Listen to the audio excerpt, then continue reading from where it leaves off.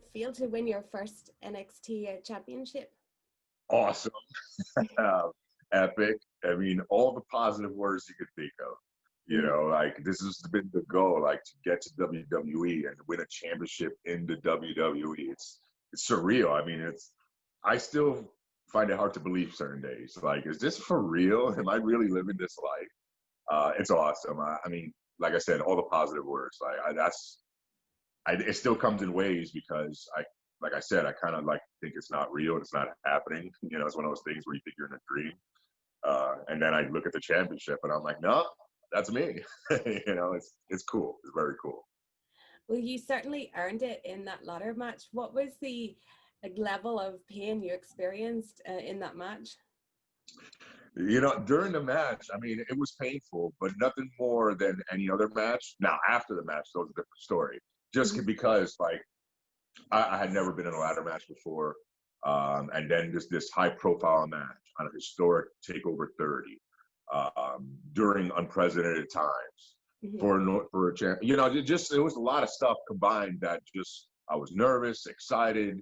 You know, my adrenaline was through the roof. All the emotions were all over the place. So, you know, I was touch and go in that match where I wasn't so much like I would feel it. And then, yes, stuff hurt, but I was so focused on move and do something and, you know, be in the moment that it didn't really register till after when, you know, especially the next day when I could barely stand.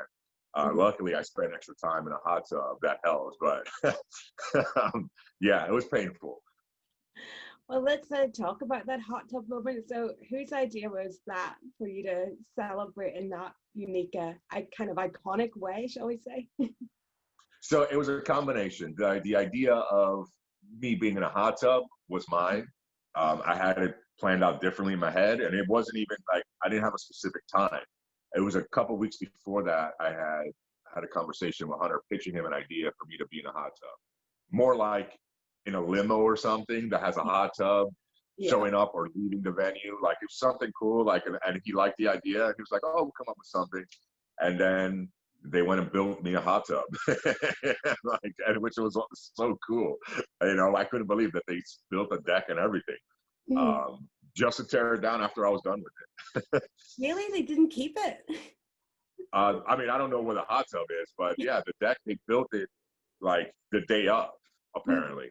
Wild. And then, and then it was like celebration time to the hot tub, you know, and it was one of those things where I was just like, well, this is my rock star moment. I'm not going to take my time to go get changed and let's just do it. You know, be in the moment. You know, this is it. This is my moment. I don't care about anything else. And so I thought it came out pretty cool. You know, I still think it's cool. Yeah. So Triple H didn't need much coaxing to get the picture in that setting with you then? No, he thought it was hilarious. He was laughing so hard at just the way I did everything, the way I jumped in with my clothes. He was laughing really hard out loud, you know, just because he was like, you're crazy. He was like, and then he was like, we got to take a picture. He stay right there. And he came over. And that was pretty cool, you know. It would have been cool if he would have got in, but, you know, he had a show to run. So something like that, it feels like we're seeing a bit more of your personality. Do you feel like that as well? The character is more you now? Yeah, I mean, it is me. It's not a matter of, I mean, yes, we're characters because we're on TV and it's a show, but it's not so much me just playing a character anymore. And that's something that I have to thank Hunter and Sean for pushing me to continuously just be yourself, stop pretending. And now, yeah, that's something I would really do, you know, which I really did. Like, there was no, you have to do this. Like, that's not a real thing that I know people think that we're told specifically, you have to do this. It's not a real thing. Like, I wanted to do that, so I did it. Like, there was no pushback or anything. I did it my way. So, yeah, a lot of it is mainly that personality. That's really me. I mean, just like I'm talking to you now. I mean, it's who I am. I don't know how to be different. Now I don't. You know, before it was hard for me to be myself on TV. I just couldn't comprehend the just be yourself. Like, is it going to be enough? Like, I didn't know. Like, you never know. But when people like Hunter and Sean to have that much influence, and others, it was not just the two of them, but they were the main ones that were constantly on top of me with it. when those guys are telling you something, they know something about this business, right? Yeah.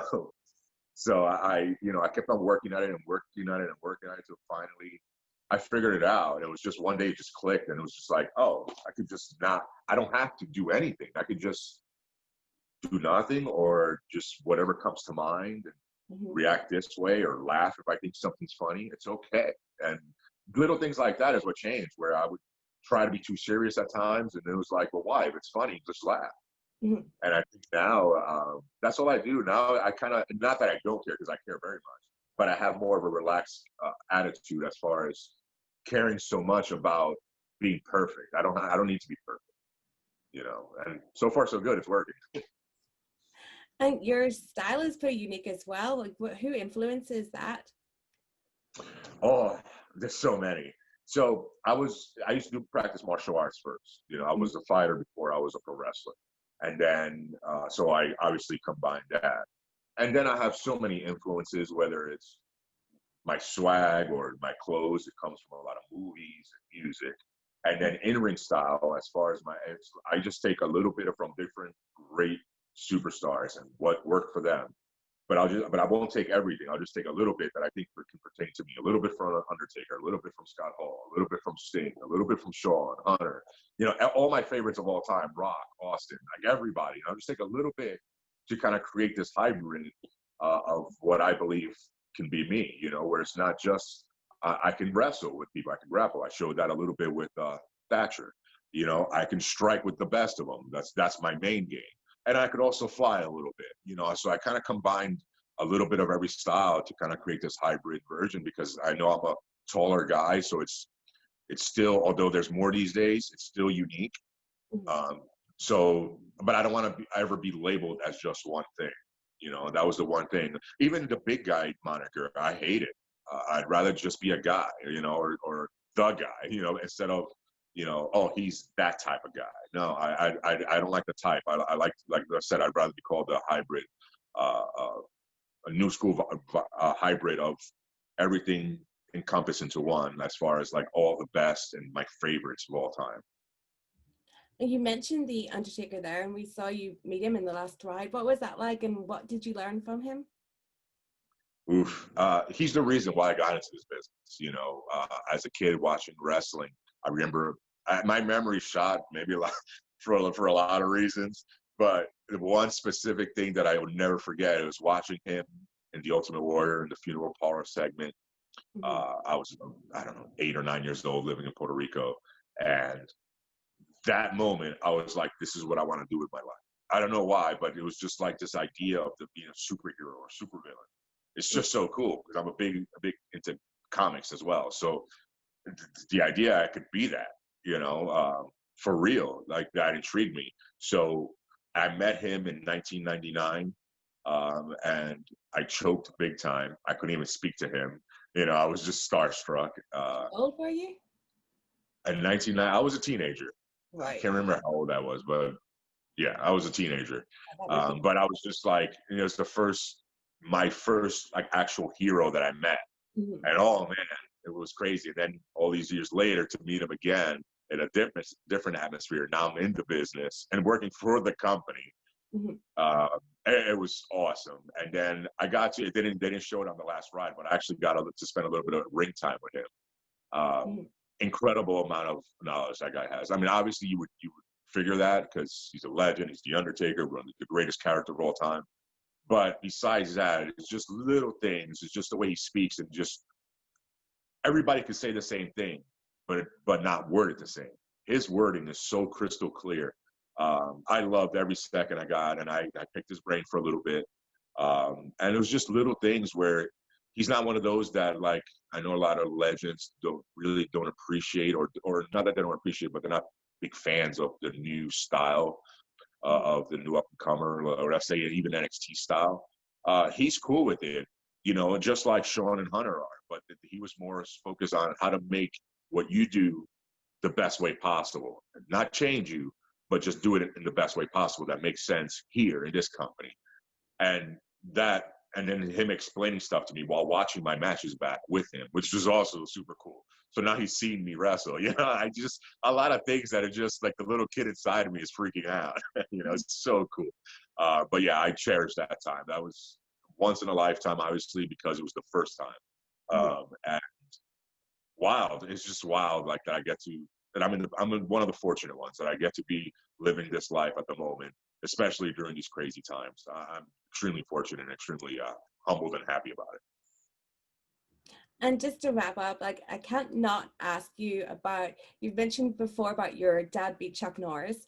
And then I also read that he knew Dee Snider from Twisted Sister. So just like, how did your dad have such a cool life? Man, and there's just, I've just mentioned a couple of things. Like there's so many stories that I can tell you. Like it's just one of those things, and maybe I got this a little bit from him. It's just not being complacent, like always wanting more, always needing more. And that's where like I got the live forever thing. Like I want my name to live forever. Not me literally, I'm not a vampire, but it's the idea of my name, like standing the test of time. And it's because you're just not willing to just stand in place because you think that that's your place in life. Like I've always been like, no, I have to be more. Like this is not, when I thought I really wrote off WWE for a little bit. I didn't think I was going to be able to make it here. But it didn't stop me from trying, so to speak, or trying to improve, which eventually did get me here anyway.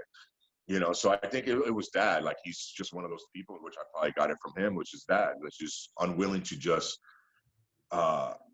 be okay with just living. You have to live more.